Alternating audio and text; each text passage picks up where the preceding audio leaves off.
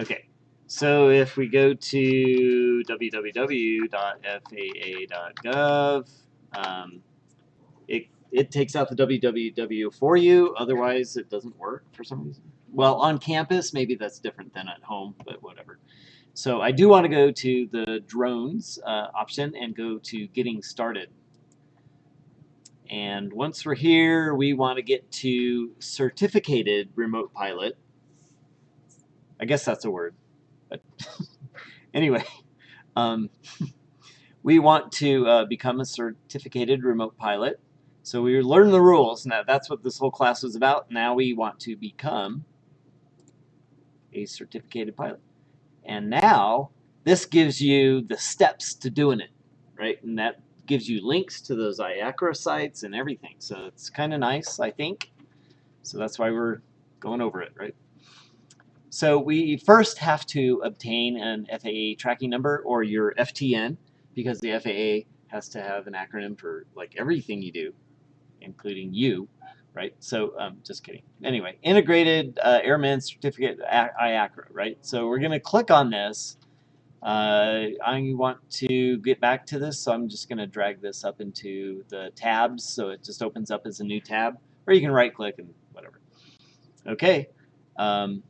New to IACRA, so you're going to want to click on the new user guide and allow pop-ups. And I think I already have my Brave Shields on. Well, let's see if it works. So I'll click on new user guide and it opens anyway, so it's fine. We're going to click on, just kind of, you could read that, that's fine. We're going to click on student pilot, right? Is that where we're, oh no, I'm sorry. These are just the user guides. So we want to, if you don't have an existing certificate, leave that section blank. So we're going to register first. So click on the register link near the top right of the IACRA homepage. Oh, so I got to go back here and, yeah, right over here, register, right?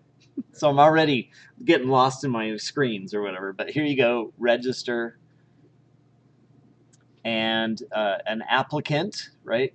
So click on applicant and agree to the terms of service. If you want to read them, go ahead. And if you do not have an airman certificate number, which you won't, right? You're going to go to personal, you'll skip that part, and that's what this is saying. If you don't have one, leave that section blank, right? Do you? Oh, okay. Then go ahead and put it in there, and you'll already have an FTN number, I think, or an FTN, right? It's not a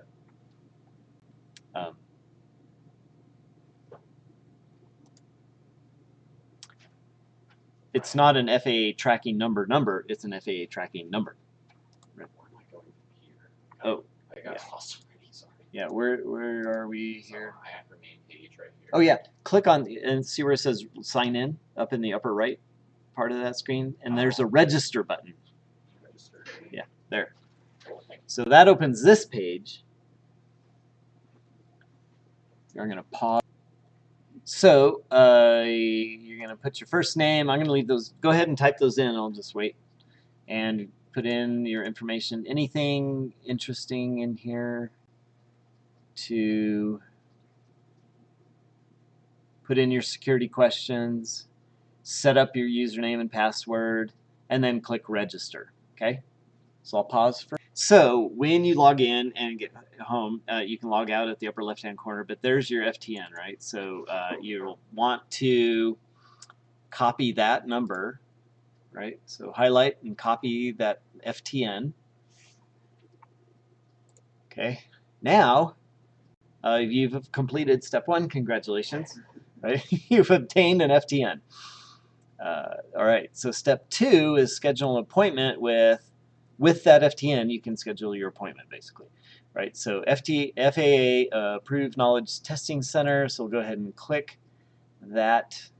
Actually, let me drag that into the tabs. Continue.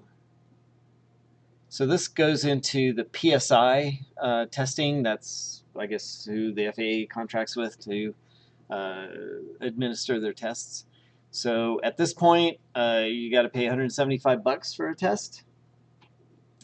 So there you go. Let's see. I think you can. Well, now you got to create an account with PSI, right? So here you go. Again, I'll probably have to do this, or I can sign in. But well, I'll go ahead and go through this. So there's you're going to take your FTN. What link did you use to get over there from the FAA site? Oh yeah, okay. Let's back it up. Actually, it's right here. No, it's not. It's right here. It's in those settings in the Getting Started page of the FAA. In step 2, there's a link for the FAA. Yeah. Yep. So, okay, if you are a new user and want to start scheduling your exam, you create an account, right? So we'll give you a chance to, well, easy enough. You're going to enter your FAA tracking number, put your first and last name down, and go through those steps. So I'll pause for that. Yeah, so as you go through that, there's a couple things you won't be able to progress unless you do make that your address, mailing address, public information, or let the FAA allow it to be public information. Also, what was the other thing? To allow. So after that, you're going to want to start a new application, right? Because you're applying for the first time, apparently. And then the type of application is going to be a remote pilot or a pilot and a remote pilot, right? Those are your 3 steps in that process. You can't even use one consecutive character of your password. Right. So that's like, yeah, so right, the passwords are 12 characters. They have to have a special character, an uppercase, lowercase, and a number, and no consecutive anythings, right? Same numbers. So, but you will be scheduling once you get that far. You're gonna schedule for the unmanned aircraft general test, right? So yeah, I did my last one December 8th. That was a recurrent one that we did. But yeah, so you can schedule an exam, and we should be able to get to this point when that happens. So, and understand all that stuff about the testing that you take, what you can bring to the test. We'll talk about that in a minute. Yeah, somewhere in there's a page where you set the number of exams to take. That's going to be one, and the type of authorization is going to be assigned score report. So those 2 should take you to the next page where you schedule the exam, right? Is that where you are? Okay, there's just a couple things on this page before you just blindly I accept and understand or whatever, right? One is you have to arrive at your testing center 15 minutes to check in. Okay, if you're 30 minutes late, you're done, right? You have to reschedule it or whatever. And your exam fees forfeited, right? That's 175 bucks you don't want to lose. So, show up. Take care of your personal needs. You will need a valid current identification, like a driver's license. That includes all of your that driver's license will have your date of birth, your signature, and your residential address. So that's your photo ID, basically. That'll work. If you're unable to meet the above, there's accommodations there. Allowed materials, right? You can use calculators, not programmable ones, I think, including small electronic ones that can perform only arithmetic functions, add, subtract, multiply, and divide. Your cell phone calculator will not suffice. They won't let that happen. Simple programmable memories, which allow addition to, subtraction from, or retrieval, are permissible. Yeah, but not where you can write your own little programs, right? So applicants may use scales, straight edges. A scale is not a weight scale, but a linear scale, right? So, okay. Straight edges, protractors, plotters, navigation computers, blank log sheets, holding pattern entry aids. Well, okay, that doesn't apply to us really, so there you go. So really, pencil, paper for notes, right? Blank, and a calculator. It doesn't even say you can. Doesn't say pencil and paper, but you can. Anyway, prohibited, right? Materials may not take handwritten, printed, or electronic other than supplemental book provided by the proctor. So you'll be handed the testing supplement. Use of magnetic cards, magnetic tapes, computer chips, or any device upon which pre-written programs can be stored. No, right? Not allowed to bring personal writing utensils into the testing room. Any required utensils will be provided by the proctor and collected at the conclusion. So they don't want you writing down the test questions and taking them home and selling them or whatever, right? So they want to make your money, right? Not just... Okay. If you carry any of this stuff, it's a breach of your testing policy, you'll forfeit, and cheating, you'll forfeit. So there you go. So agree to that or don't agree or whatever, but there you go. So after taking that test, now that you've scheduled your test, did everybody get your test scheduled or need to think about it some more? I'm still debating on it. Okay. Yeah. Well, anyway, write down your password so you can log in at home and schedule your test later or whatever, right? So make sure your 12-digit password is safely secure, whatever. After you pass that test, the Unmanned Aircraft General, the small UAG knowledge test, and it contains those things that we've been studying, right? Step 4.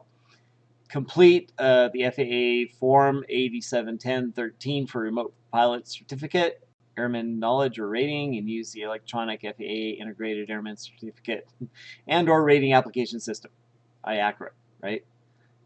So you log in, you start a new application, and that's what we said about that. Where is that?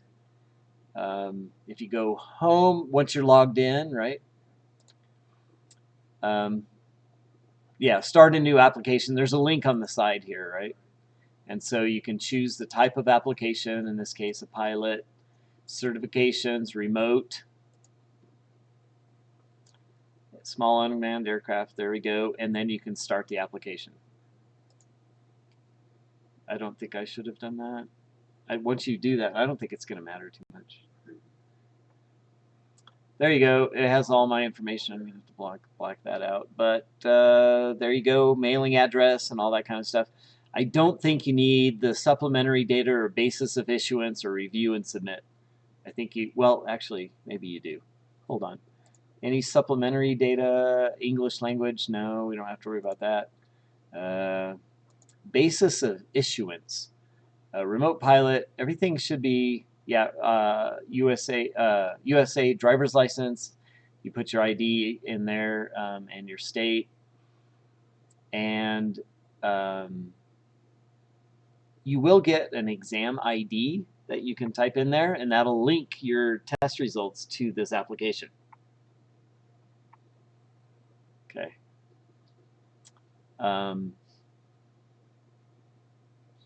And save that, and then you review and submit, right? Have you ever been denied? No. And medical conditions, and there you go. And that should save your application at that point, right?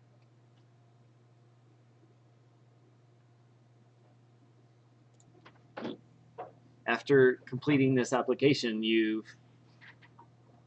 you've scheduled your exam and applied for the license for your certificate, right? To be certificated. Yeah. And then they'll give you a temporary one, and then they'll mail you a plastic one in the mail. Then after that, 24 months later, you do the free online one. Hopefully it's still free and it's still online. then they're not going to mail you another piece of plastic. They're going to just approve you or whatever, and there'll be a PDF file that you can print, and it shows that you've recertified or recurrent, that you've passed the recurrent one or whatever, so you're still current. So there.